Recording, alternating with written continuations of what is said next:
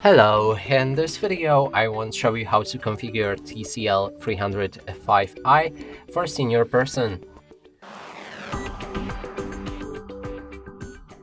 And to do this, we'll need to open our settings. Inside, I looked for a simple mode. Sadly, there's no such thing on this device. That means we'll need to set up all of the settings manually.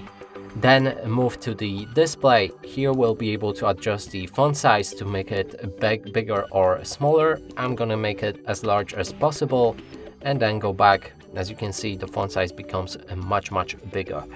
Then we can move all the way down to accessibility.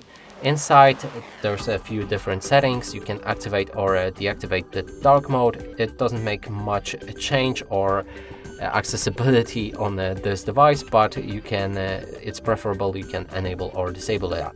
Then let's move to magnification. Here you'll be able to activate it.